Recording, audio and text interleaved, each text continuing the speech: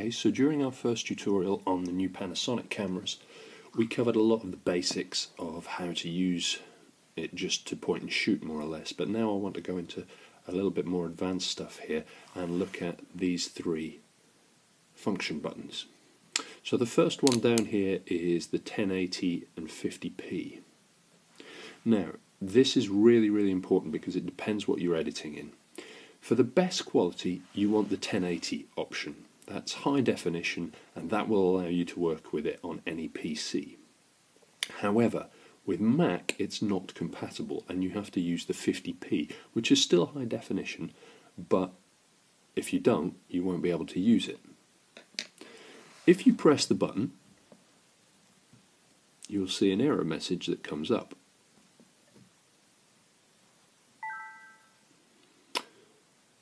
And it tells you that one is incompatible with the other. But if you can see here, we've got the little sign saying 1080 50p, and that means that you're on the highest setting.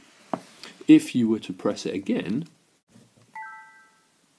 then you get this second message coming up and the little iframe picture there, and that means that it's compatible with Mac. So there shouldn't be a problem whether you're using this on PC or Mac, and that's the setting that I recommend. The second button that we're looking at is this OIS button here in the middle. OIS stands for Optical Image Stabilizer, and you can tell whether you've got it on or not because this little hand symbol will be on if you press it on. Let's give you a look at what we're doing here. That you can see is off, and if I press it again, it's on. Now, if you are using this handheld, and sometimes you might want to create a handheld effect, then it's better to have it on. However, if you're using it with a tripod already, which you should be in all other circumstances, then there's no need to have it on, and the manufacturer actually recommends that you don't. The final one of these three buttons here is the IA or manual. Now, IA stands for Intelligent Auto Mode. This is probably your best place to start. So if you press that button once, you should see that you've got this little IA symbol in the top corner there. If you press it again, you'll see that you've got MNL manual. For the moment, let's just start with that. You'll see also that a little menu crops up, and just to give you an idea of the menu, this is the sort of things that you can do before you actually start to record. So you can look at the scene mode. The scene mode allows you to shoot in a variety of different modes. So for instance, we've got portrait there if you're shooting portraits. We've got soft skin over here. This one obviously is if you have a sports mode, a sort of action shot that you want to take. We've got a spotlight mode here, which is obviously if you're illuminating the subject. We've also got one here for snow, we've got one here for the beach, we've got one for sunset, and if you go down there are even further scenery ones, etc, etc. Now you can preset that and basically the camera will do all the work for you. Other features of the record setup include the zoom mode here. So the zoom mode just gives you a variety of different possibilities. The zoom mode off means you can only use what's up here, which is naturally up to a 42 times zoom, and that's an optical zoom. iZoom 50 allows you to go up to 50 times optical zoom, but when you get into D-zoom 100 and 250, although they allow you to magnify things by up to 100 or 2500 times, the problem is they're digital. And as soon as you start using those, then the quality of the image starts to degrade. So I personally would recommend against using them. Finally, we've got the record mode here, which again allows you to swap between the 1080p high def and the iframe, which is Mac compatible, but you've already set that up using the first button here, so you should be alright with that one. And And those are your record setups that you can use in intelligent auto mode. However, what we're more interested in, for those of you who are a bit more advanced, is the manual function. Now the manual function allows you to control all of those different things. Just tap here to access the menu, and you can see all the things that you can control. We can control the focus, the white balance, the shutter speed, and the iris. Let's go to focus first. Focus gives you two choices, autofocus or manual focus. Now autofocus is what it's automatically on, and basically your camera will pick out the object that it thinks you're pointing at and it will focus on that. However, manual focus is much more interesting. This allows you to basically change what you're looking at.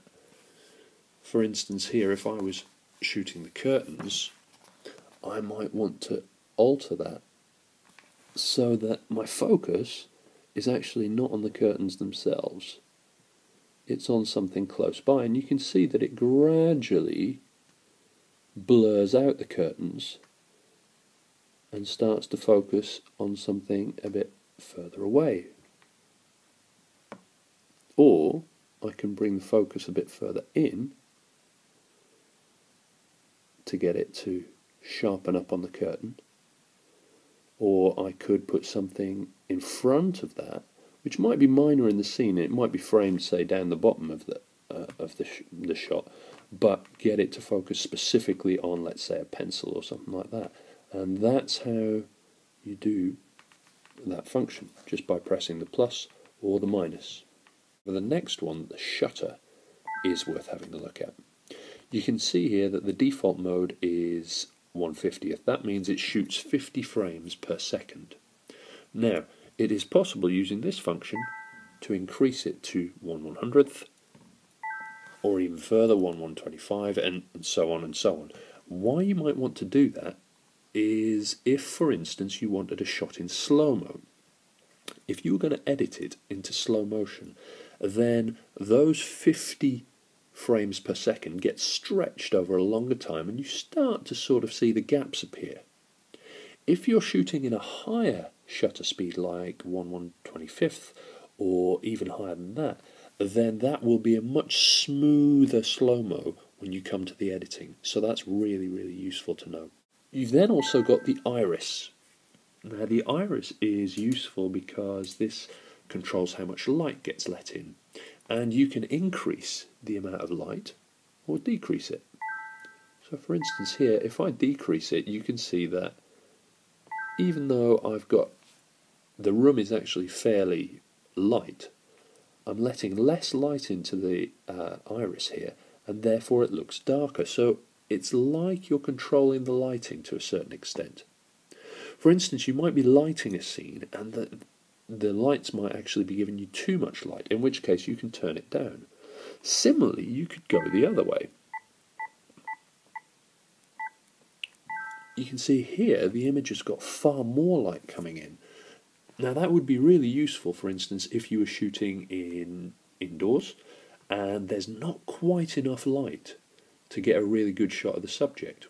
Well, if you increase the amount of light that the iris is letting in, that will allow you to get a much cleaner, lighter shot, so it doesn't look so dark. And that's well worth doing. So to sum up, essentially you've got the choice of whether you make this Mac compatible or not down here. You've got the choice of whether you use the Optical Image Stabilizer here, and you've got the choice of whether you're shooting using intelligent auto mode or manual here. Manual gives you much more control and is really, really good to play around with, because if you remember, under manual we can control the focus. That's very, very important, especially in film studies. We can also control the shutter, the white balance, and the iris, how much light is let in. So I recommend you go have a play with it and you explore the possibilities of this brilliant new camera.